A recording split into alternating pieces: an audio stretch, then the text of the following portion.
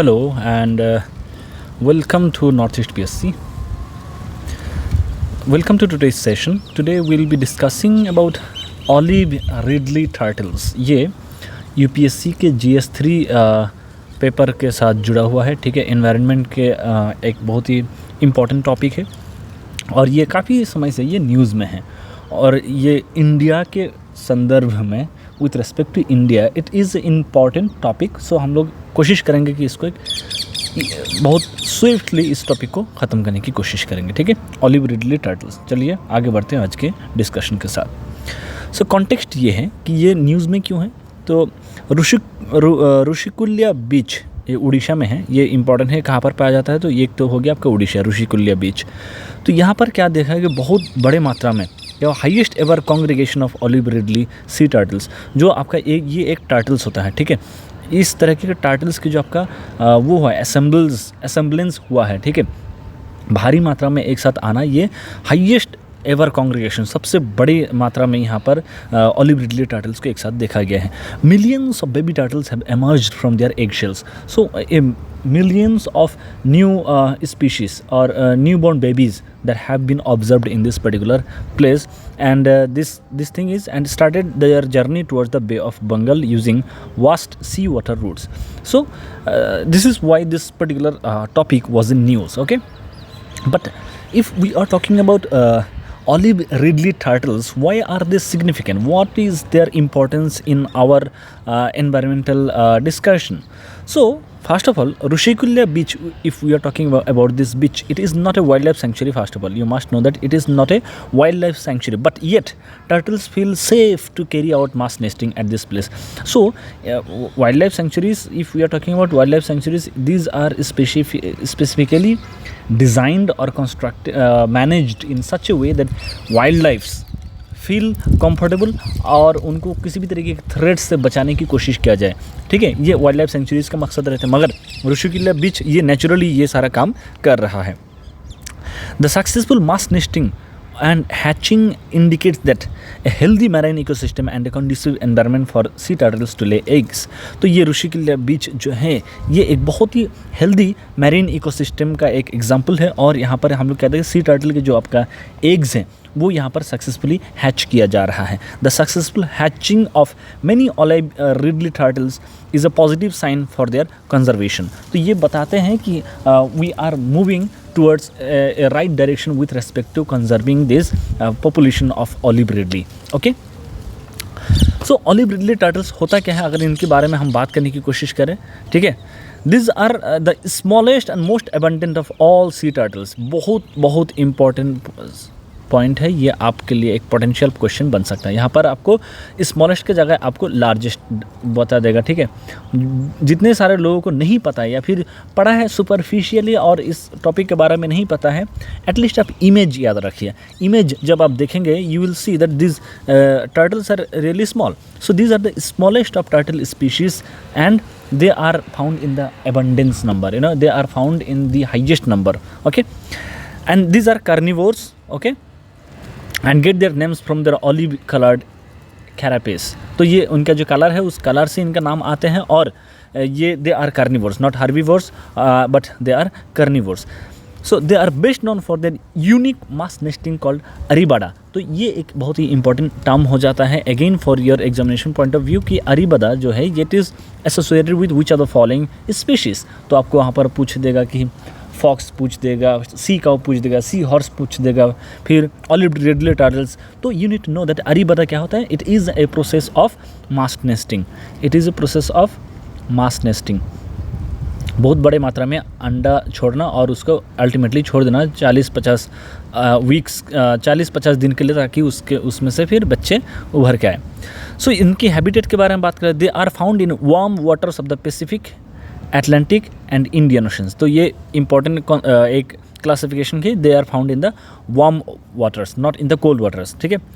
उड़ीसा में कहाँ पर पाया जाता है ये. It is found in Orissa's Gahirmatha marine sanctuary, also known as the world's largest rookery or of sea turtles. Sea turtles के लिए सबसे बड़े मात्रा में यहाँ पर क्या होता है आपका ब्रीडिंग होती है. ब्रीडिंग एनिमल्स की अगर हम बात करें, कॉलोनी ऑफ ब्रीडिंग एनिमल्स. तो इसको क्या लार्जेस्ट रूकरी मतलब कि जो आपका ब्रीडिंग एनिमल्स है उनके सबसे बेहतरीन जगह माना जाता है गहीर माथा मेरीन सेंचुरी। तो आपको बहुत सारे केसेस में ये भी पूछ सकते हैं, कई सारे आपको सेंचुरी के नाम देंगे, कुछ स्टेट्स के नाम देंगे, you will be asked to match the following और you will be asked which of the following pairs have been correctly matched. So आपको याद रखना पड़ेगा कि Gahirmatha marine sanctuary it is in Orissa.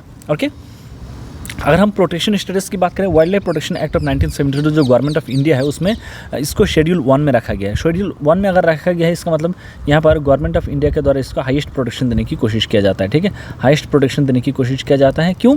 क्योंकि they are threatened.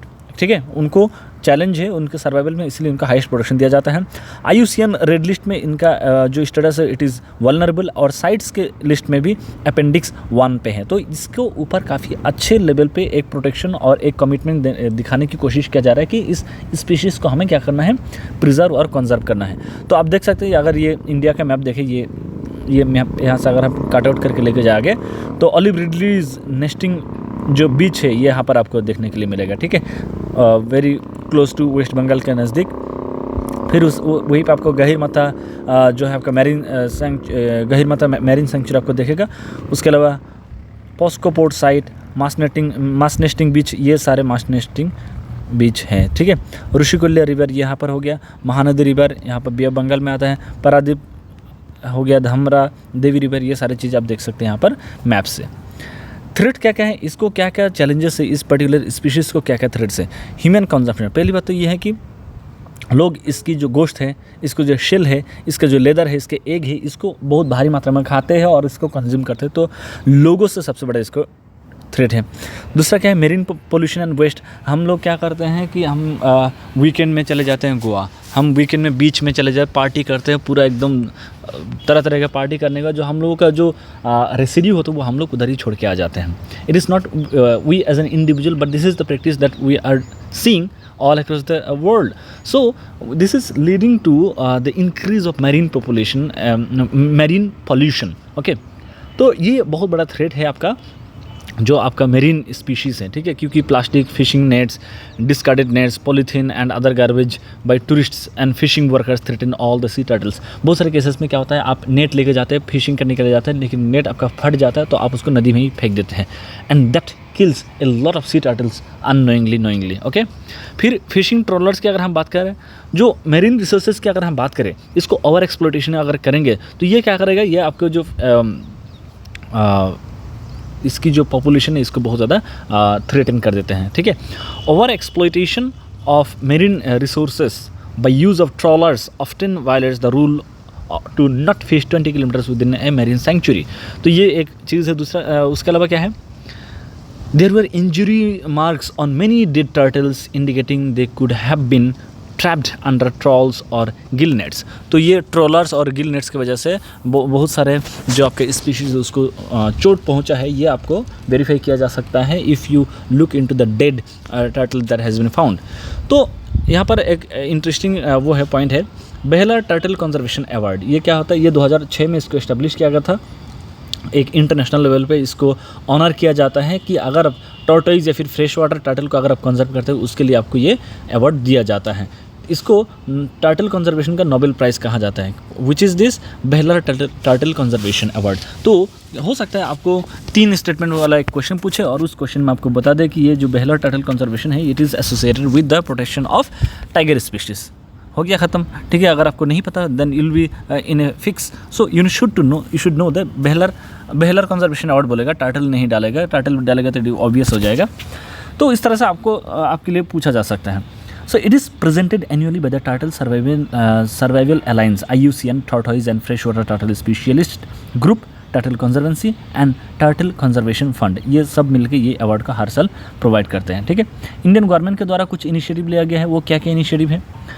Operation Olivia. हर साल India के जो कोस्ट गार्ड्स हैं ये लोग क्या करते हैं, ऑपरेशन ओलिविया लॉन्च करते हैं। इसके through initiated in the early 1980s, ताकि जो ऑलिव रिडली टर्टल्स हैं इनको क्या किया जाए, प्रोटेक्ट किया जाए।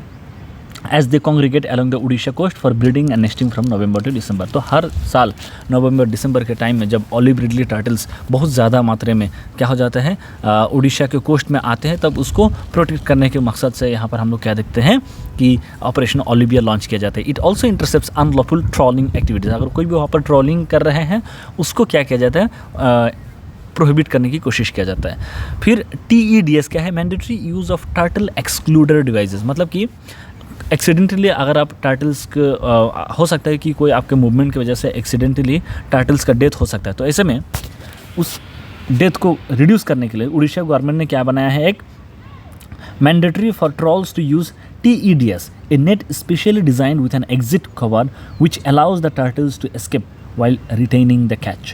तो ये इस तरह से बनाया गया, नेट बनाया गया उड़ीसा गवर्नमेंट के द्वारा कि जब आप वहाँ से पासेस कर रहे हैं तो वो जो ऑलिव टर्टल्स हैं ये आपके नेट में आ जाए, बाकी जो आपका फिश रह जाएगा लेकिन टर्टल्स जो है ये इजीली चला जाएगा। उसके अलावा टैगिंग की बात करें, tagging of the endangered olive ridley turtles using non corrosive metal tags is done to enable scientist to chart their movements.